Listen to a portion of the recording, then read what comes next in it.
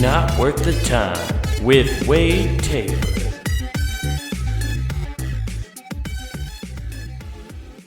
What's going on, everybody? Welcome back to Not Worth the Time. I'm glad you guys are back in the saddle with me here. How are your brackets looking? We're in the thick of March Madness right now, and I bet you most of your brackets are totally fucked, dude. There's been a crazy opening round. Nobody knows what's going on. Everybody's pissed off. Warren Buffett's laughing because he doesn't have to give away $1 million, even though that's like fucking pocket change to him, you know? Everybody's losing their mind. March Madness, I would like to know if there's a spike in like psychiatric commitments after March Madness. You know, like it's actually a diagnosable ailment now. You go insane from just making brackets for your work, going clinically insane. You know, definitely some people have lost their houses. You know what I mean? Just betting on them ponies. I'm betting on the ponies. Betting on these dark horses to win these matches. This one guy taking all the lower seeds and everything. He's like, I'm going to take them all. Just one big fucking 32-team parlay. Dude, let's make an Uncut Gems about that. Some guy who actually gets every fucking basketball game right at the beginning of March Madness. It can't be done. It just can't be done. What one lady got like really close. She had like I don't know if she had every game right, but she had the Final Four one year. I think she'd gotten it all the way right until the Final Four, and then like her championship wasn't the correct one or something. Or she actually got it all, but she didn't have the correct score. I don't remember if she got it all the way. But either way, it was a crazy story how close she even got.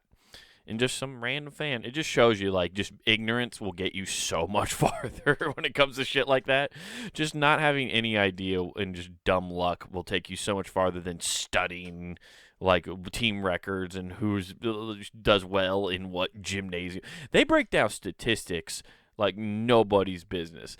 Nerds love sports more than like athletes love sports. I swear to Christ. It's just a statistical wet dream for nerds. They look into stats that are fucking nuts, like how well you do within the state of Indiana when the wind's blowing out of the south. They break it down into that terminology. Like anybody is actually that determines any of your outcome towards your games. It's crazy. But it's fun. I love watching it. I didn't fill out any brackets this year. I've kind of gotten away from that. I don't have any like group of friends who are really into like filling out the brackets anymore, and I don't have like a work crew or a work environment where they do that.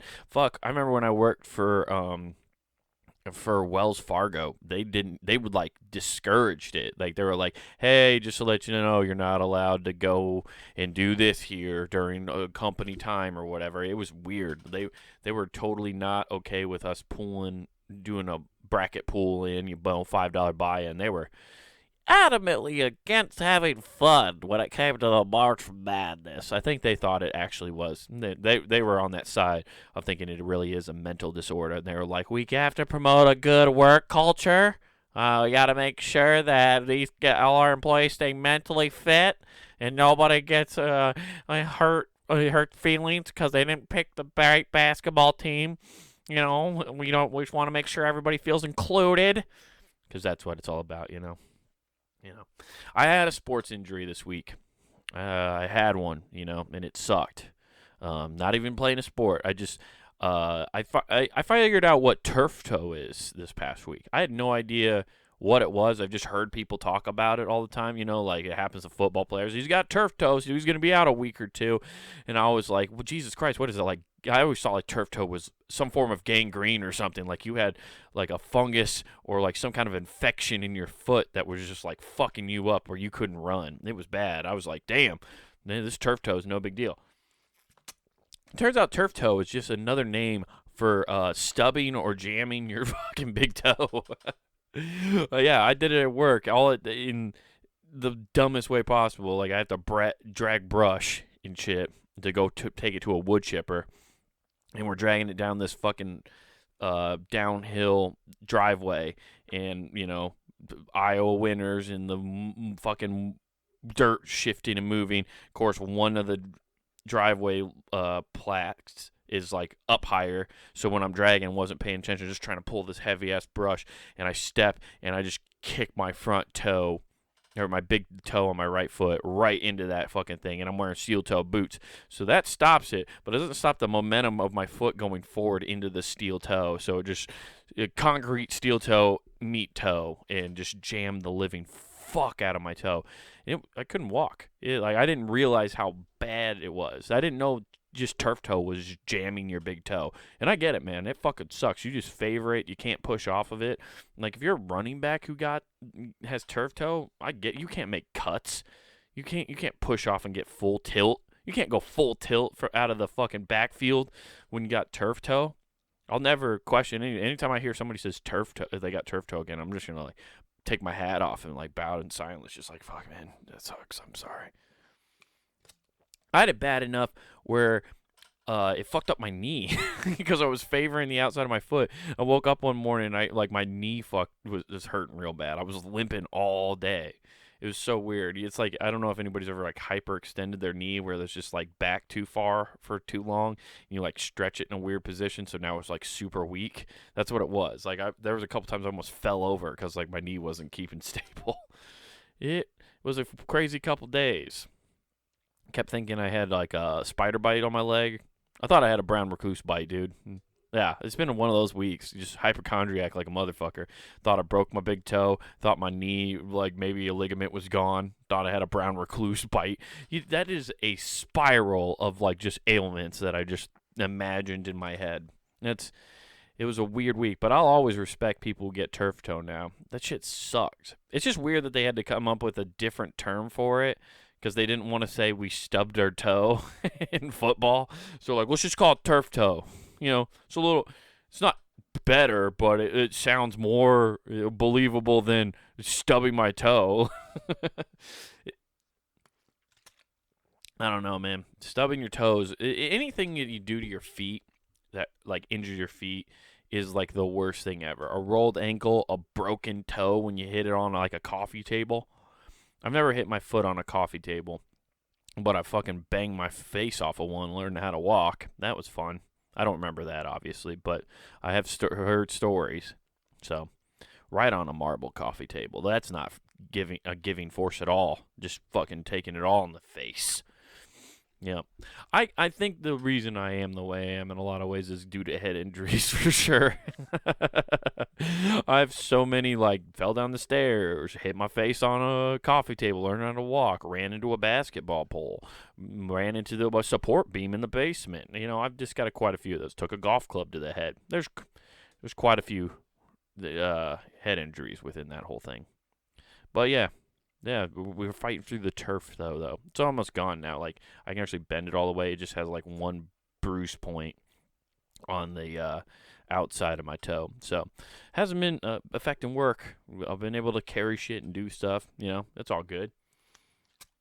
It's a bitch, though. It's a bitch. So, but I think it's time. Maybe we just hop into what I'm running out of shit to talk about that happened in the last 2 weeks. So maybe I should hop over here into the fun shit I found this week for you guys, right? That's what we should do. We should just start getting into that. So a lot of you guys are out here pitching new ideas. You know, it's 2021, this whole year of coronavirus. I love how people are doing anniversary goddamn clickbait shit for that now. Hey, I got an idea. Let's do an anniversary story of coronavirus. And I saw one news organization, I don't remember who it was, like MSNBC or CNN or somebody. They had a thing where they were like, hey, everybody, we're going to do a cool, depressing story real quick. We're going to have you guys send in the last photo in your phone before lockdown happened. So they asked a bunch of people just to send photos.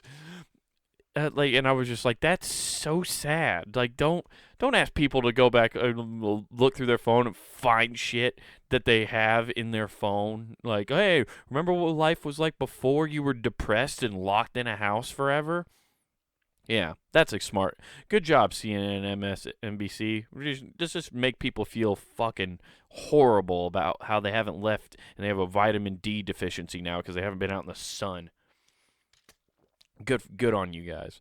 But you guys already got big ideas now, so you're getting ready to just start launching your new careers and new ideas. You got some inventions you're trying to pitch. You're taking them to the patent office. That's what you're out here doing. But turns out some of the things you might be doing are killing your great ideas, right? So I got this thing. It's from Inc.com. It's why making eye contact could kill your next great idea. When you look into someone's eyes, you hold each other's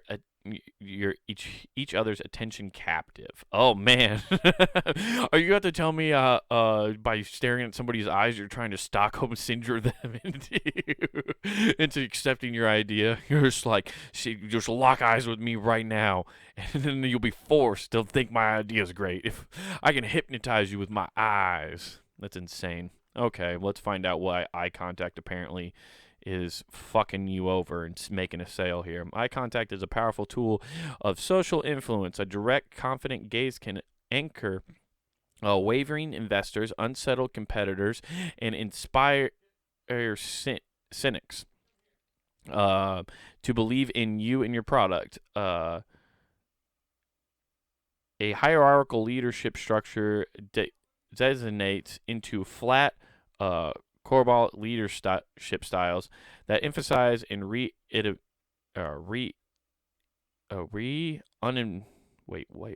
emphasize unremitting group-wide communication. Man, why was that word so hard for me? Did you guys just heard and watched that happen in real time where I just my brain shut down? That's what happens. This is why when you watch me read these most of the time, I'm skipping over a lot of shit. Group-wide communication, open plan offices. It's hard to ever avoid eye contact. If you're an entrepreneur working on creative ideas, this might not work entirely in your favor. Your brain withdraws from its memory cave when it gets creative. My memory cave. Okay. I didn't know when I was trying to be creative, I went into a deep, dark hole of hibernation when trying to pull ideas. I didn't know my imagination was a fucking bear and it needed a cave. You gotta go into the memory cave. That sounds like some shit an elder Native American would tell you.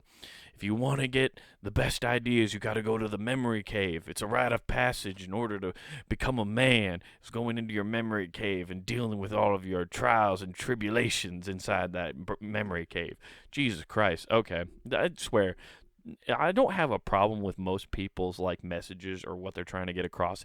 It's the terminology they use half the time. Just certain adjectives piss me off. Can you guys just rephrase that so it doesn't make me angry? I don't know. There's just certain words that get overused now, such as empowerment.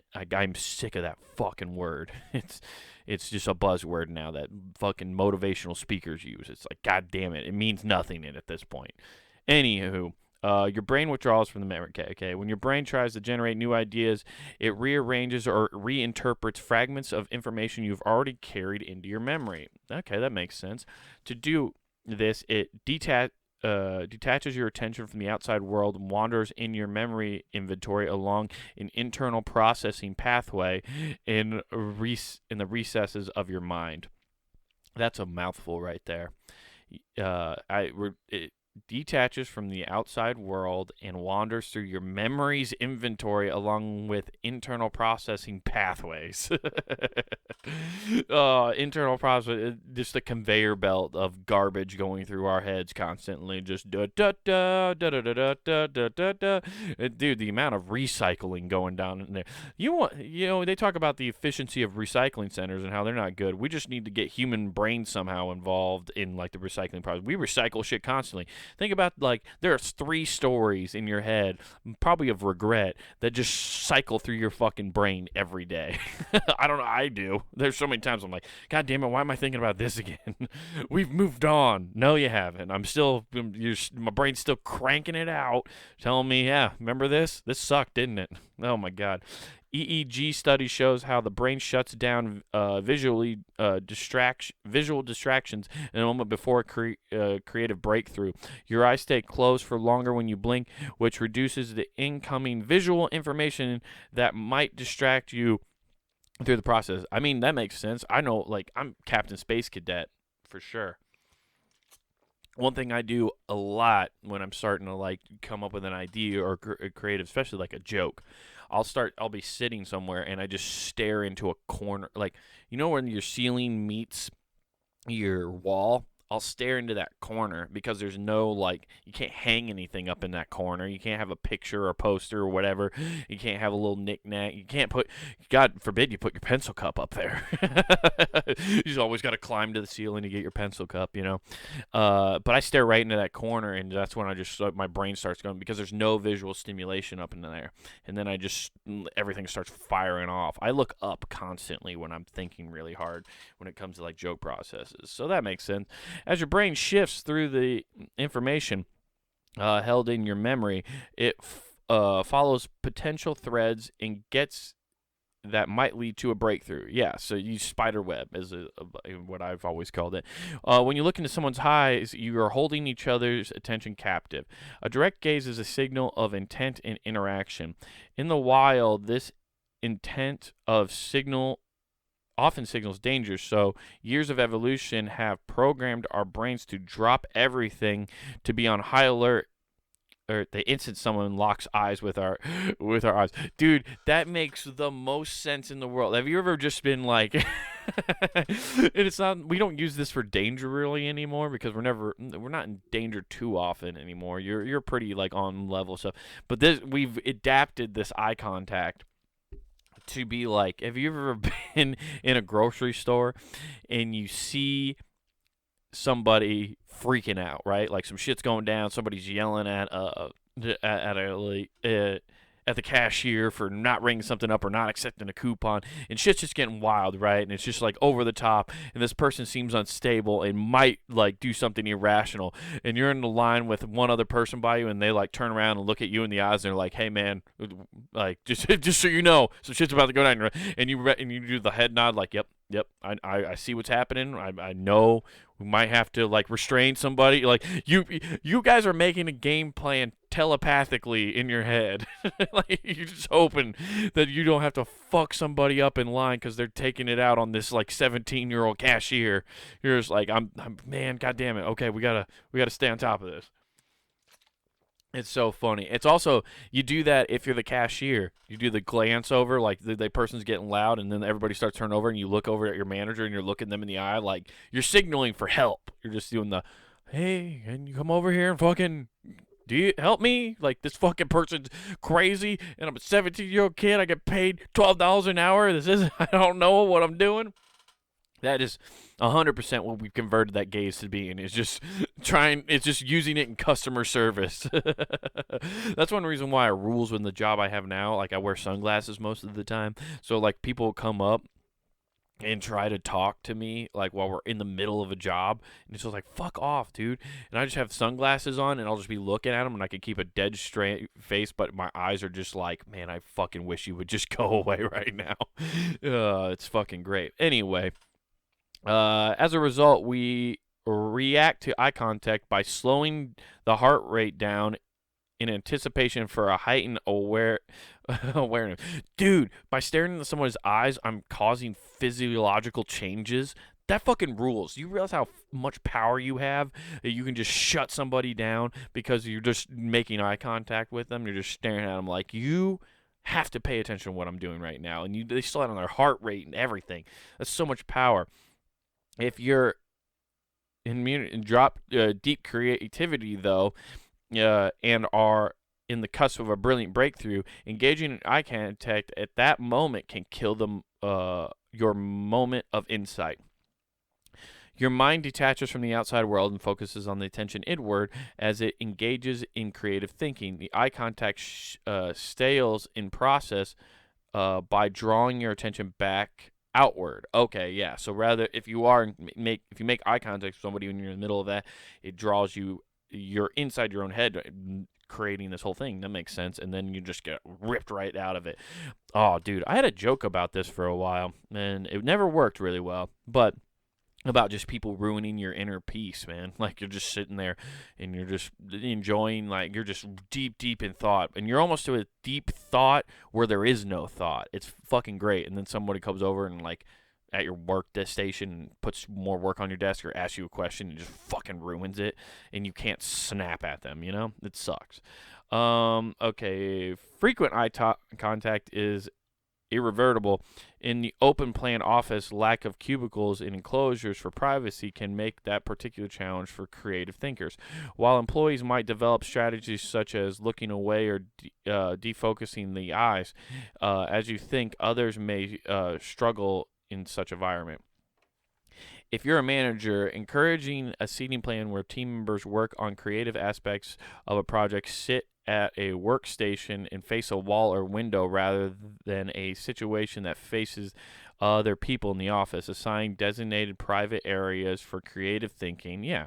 If you're a creative worker, remember Medusa, the Greek mythology, snake-headed woman. Okay, yeah.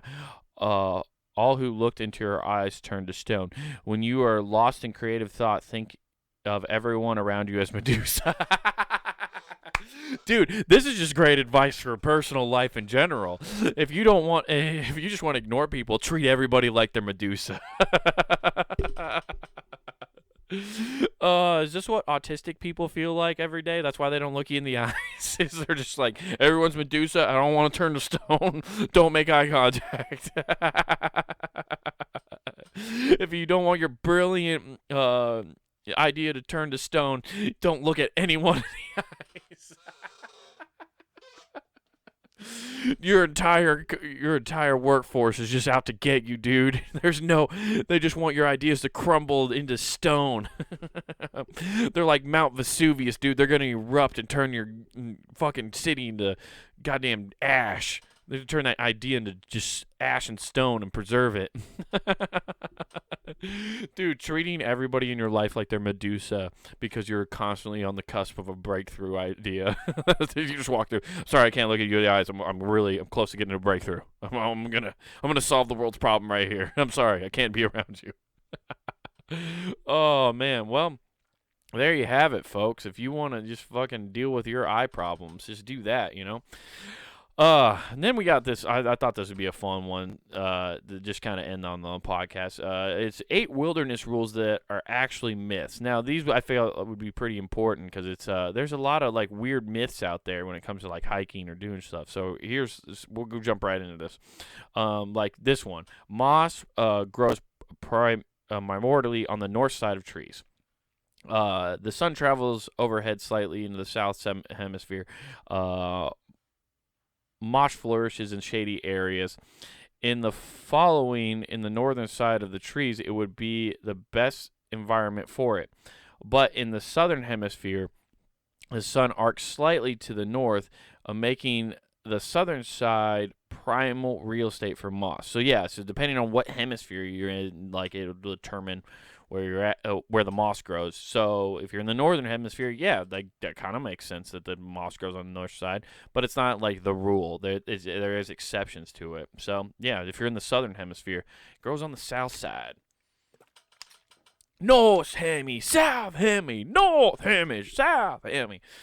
I'm surprised we don't have any kind of like, how come there's no turf war with that? We got war with countries, but we don't have like southern versus northern hemisphere. I'm waiting for that day when we get that like fucking broken down. We're just really on top of it. It was like, no, just the northern hemisphere is the best. We got Santa Claus. What do you got? Bitch ass penguins. Oh, I didn't like that. A little crackly crack there. Got bitch ass penguins down there, you know. Sorry, my audio went there weird there. Anyway, let's look at the next one. All black and blue berries are safe to eat. That's right. It turns out the most common rule of thumb of foragers is nearly all white and yellow berries are toxic. About 50% of red berries are poisonous, but most blue and black berries are safe to eat. As a guideline, this isn't bad, but it is good.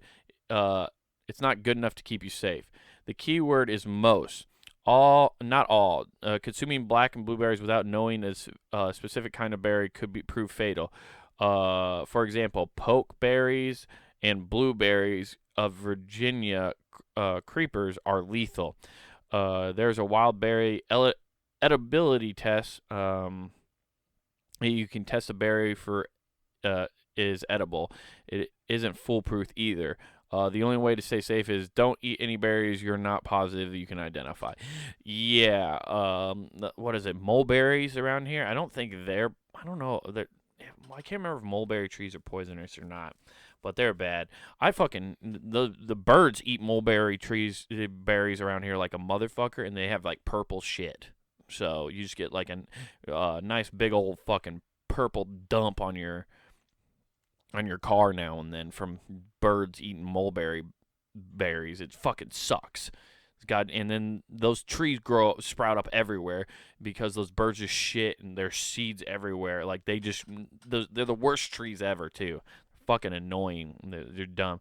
All right, let's go to the next one. Running water is potable water.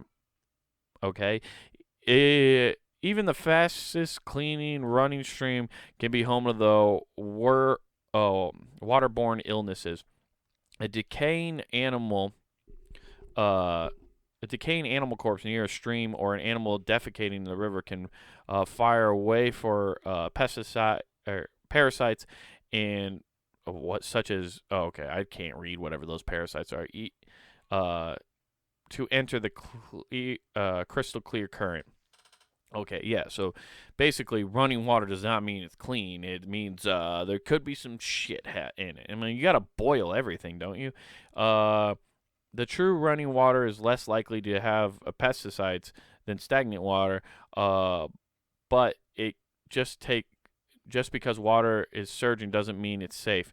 You have to take the time and invest to treat water through a filter, UV light,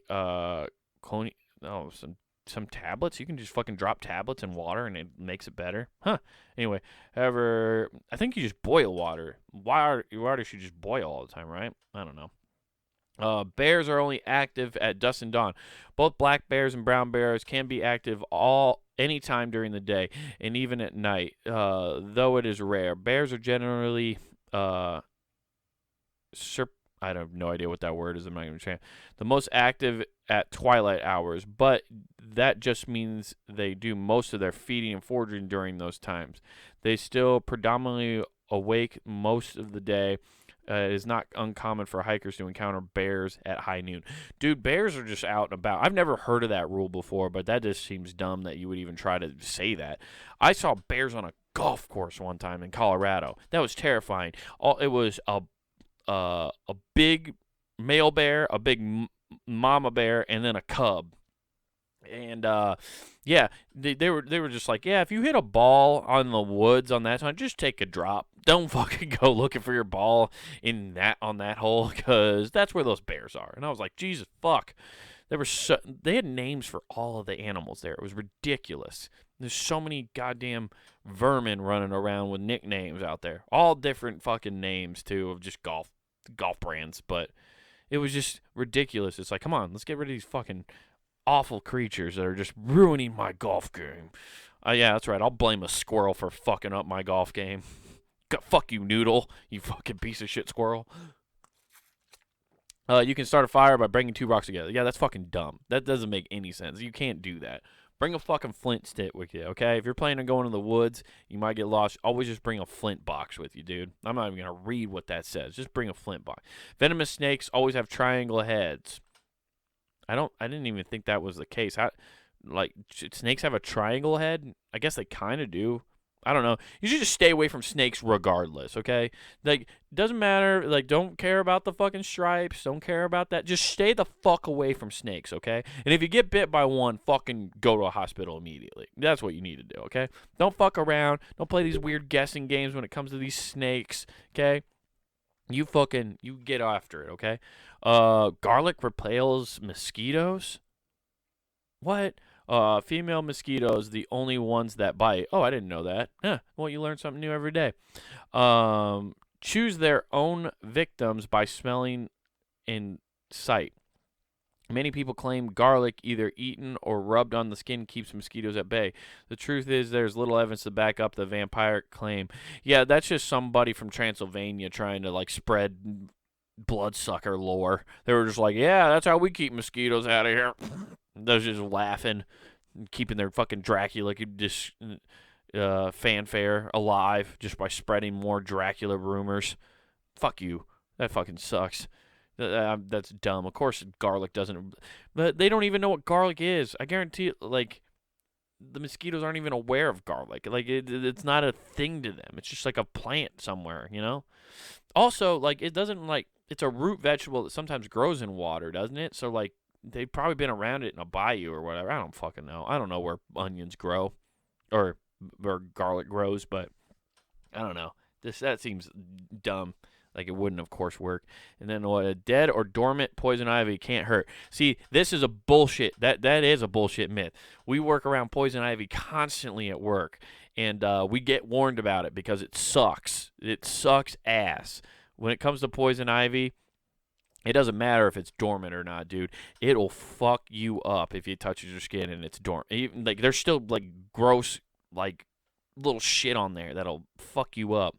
Yeah, so just stay away from poison ivy altogether. It's hard to spot, kind of too. Like, there is the leaf rule, but it's still kind of a pain in the ass. But it is what it is. So, guys, that was the 8 things that are myths, and you can find the links to all the stuff I've talked about today at the with the links down below. So all the links are in the description if you want to read on more or read more smoothly than I do, because I'm sure it's fucking infuriating, but it is what it is. And that being said, if you want to check out more stuff like this, you want to go on over to punninggame.com, where you have all the episodes of this show, all the episodes of Who Gives a F, a bunch of other podcasts, and the Empty Parlor going right now. So check on all that shit at punninggame.com. Also, don't forget to go to the Punting Game shop, pick yourself up a t-shirt or hoodie or whatever from all your favorite shows here at the Punting Game Network. I'm wearing one of my Who Gives F's right now, one of the classic t-shirts. Check that out. Get yourself some. And don't forget to use promo code NWT Pod, that's NWTPOD, for free shipping at checkout. I'll get you free shipping, so definitely hop on that one, guys. I have one show coming up. It's a house show in Sioux City, Iowa. I don't even know where it's at, but it's at a house show on the 27th of March. So come out, check that out. If you're in the Sioux City area, it's going to be a fucking great time. Can't wait to do that.